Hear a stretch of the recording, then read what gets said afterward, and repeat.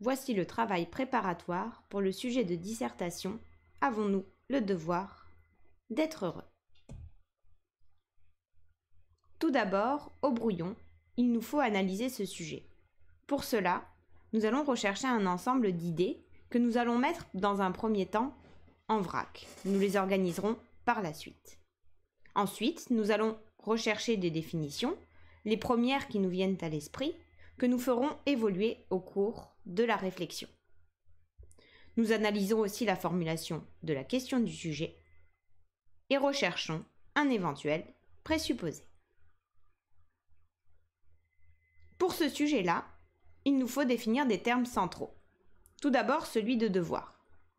Le devoir renvoie à une obligation, sociale ou morale, qui m'engage envers autrui, mais aussi envers moi-même. Dans l'idée d'obligation, il y a l'idée de lien, d'engagement qu'il faut souligner. Il nous faut ici distinguer obligation et contrainte. En effet, l'obligation est un engagement intérieur que je m'impose à moi-même. La contrainte, au contraire, est une force qui s'exerce sur moi de l'extérieur. La définition d'être heureux renvoie à la notion de bonheur. Nous pourrions définir le bonheur négativement comme une absence de souffrance, ou encore positivement comme un état de bien-être relativement durable. Durable parce qu'il se distingue par exemple du plaisir qui lui est éphémère. Ce qu'on peut souligner, c'est que la conception du bonheur est subjective et que la recherche du bonheur apparaît avant tout comme un acte individuel. Ces définitions nous permettent de souligner le paradoxe du sujet. Il semble, en effet, au premier abord, qu'il n'y a aucun lien entre le devoir d'un côté et le bonheur de l'autre. Car la recherche du bonheur est un acte individuel, égoïste, qui ne dépend que de moi, alors que le devoir m'engage toujours par rapport à autrui. Je n'ai donc aucun devoir d'être heureux, car le bonheur relève d'un choix personnel. On pourrait même aller plus loin dans l'opposition entre les termes de devoir et de bonheur, car parfois, faire mon devoir, agir moralement, peut freiner mon accès au bonheur. Passons alors à l'étape suivante, la problématisation. Il nous faut ici rappeler une distinction importante entre le sujet d'un côté et la problématique de l'autre. Le sujet, c'est la question telle qu'elle vous est posée, telle qu'elle vous sera posée le jour du bac. La problématique, c'est la question que vous allez formuler à partir du sujet et qui va mettre en tension deux réponses possibles à cette question initiale posée. La problématique est une sorte de super question que vous formulez et qui montre que vous avez compris les enjeux du sujet.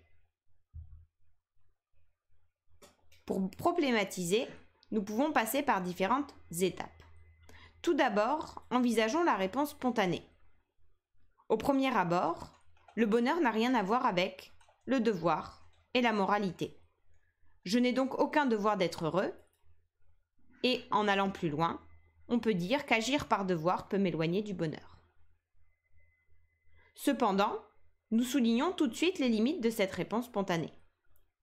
Car la recherche ou le rejet du bonheur ne sont pas des actes purement égoïstes qui ne relèvent que de moi. Je suis toujours engagée par rapport à autrui et, par extension, le fait d'être malheureux m'éloignera de la vertu et donc de l'action morale. Cette mise en tension permet de poser une problématique. Alors qu'il semble absurde, voire contradictoire de lier les notions de devoir et de bonheur, ne faut-il pas cependant reconnaître que le bonheur ne se construit pas seul et qu'un bonheur collectif favorise la vertu de tous. Avec cette problématique, nous pouvons passer à l'étape suivante.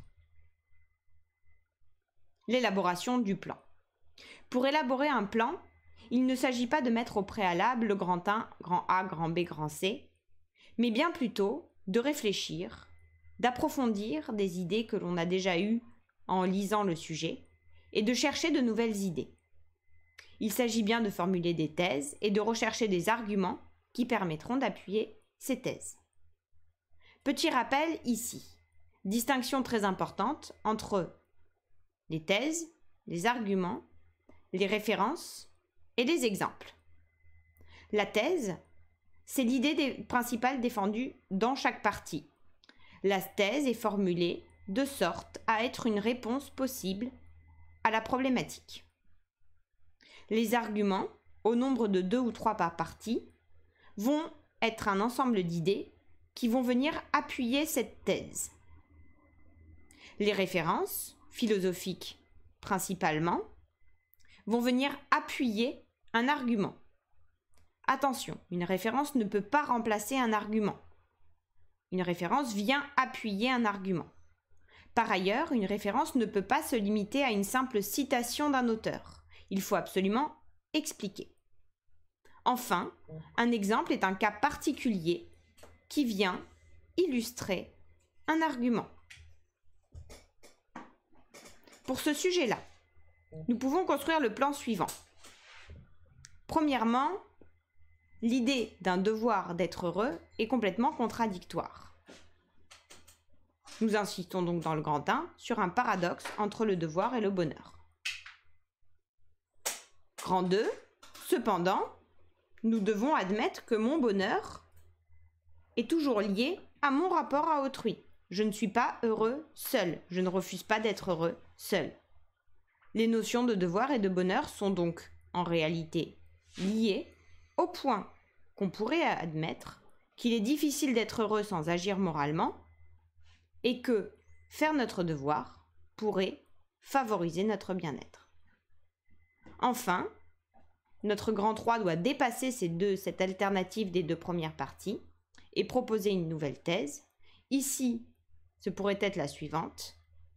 Même si le fait de faire son devoir ne permet pas d'accéder avec certitude au bonheur, nous pouvons admettre qu'il fait partie de notre devoir d'être heureux, car en étant heureux, nous serons plus facilement vertueux, et parce que le bonheur est contagieux et donc se construit de façon collective, favorisant ainsi la vertu de tous.